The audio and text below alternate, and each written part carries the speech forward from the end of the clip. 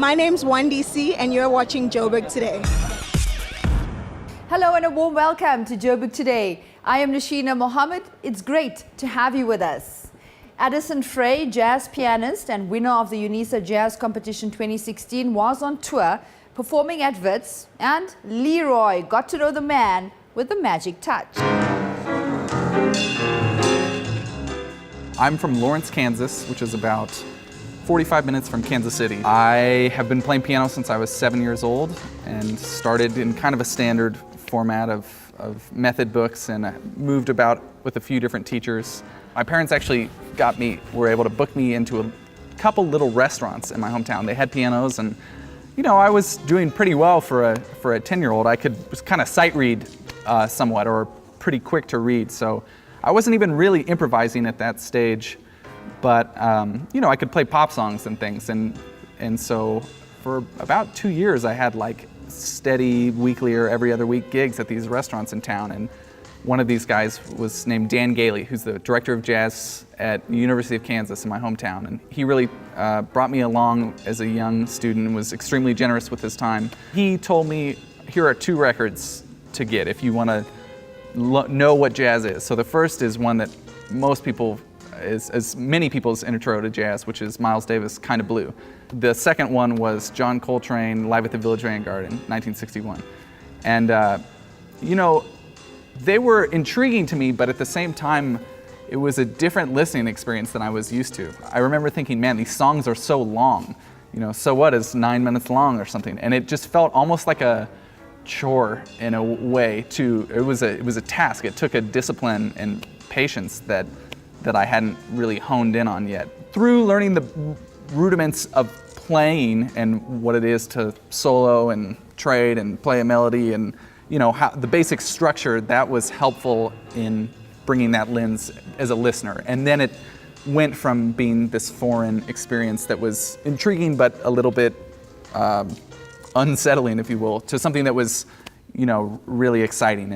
And then I wanted to check out more records and learn about the history and who played with who, and then that's where it really started to take hold as something that I was all about.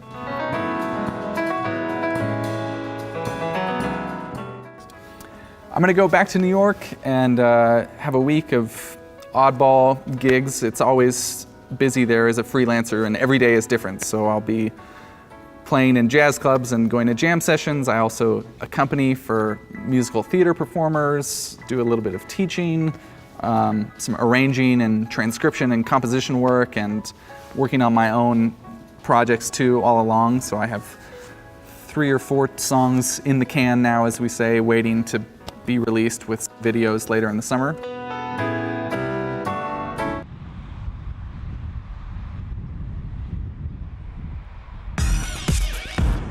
Like us on Facebook, joburgtoday.tv, and follow us on Twitter at Joburg Today. From one jazz pianist to a world-renowned trumpeter, Hugh Masekela, using his global reach to spread the word about heritage restoration in Africa, a topic that remains very close to his heart.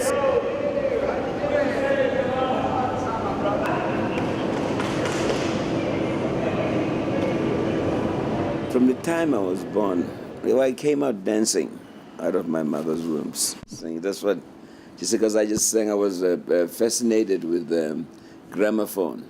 From when I was 2, 3 years old, I was singing with every record. So at the time I was 5, my folks got me piano lessons, and I became a pianist when I was 5 years old. I think the greatest thing that ever happened to me as a musician was the opportunity to come back to South Africa and be able to play with South African musicians.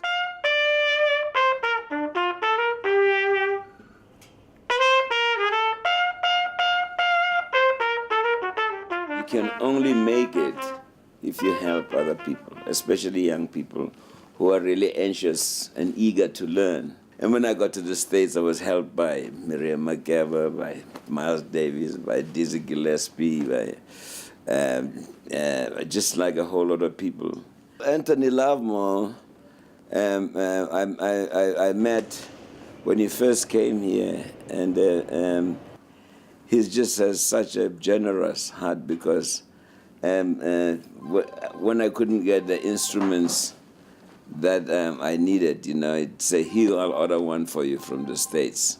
What I'd love to be part of, is like making musical education affordable and accessible to kids, who had aspirations like mine. And it is for that reason that I've joined Anthony Lovemore for us to put together an instrument, a bayam culture, that makes instruments affordable.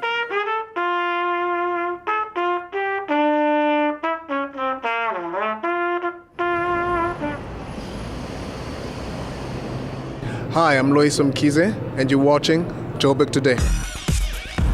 And that brings us to the end of the show. For more coverage on the city, do check out our playlist. And that's it from me, Noshina. Have a good one.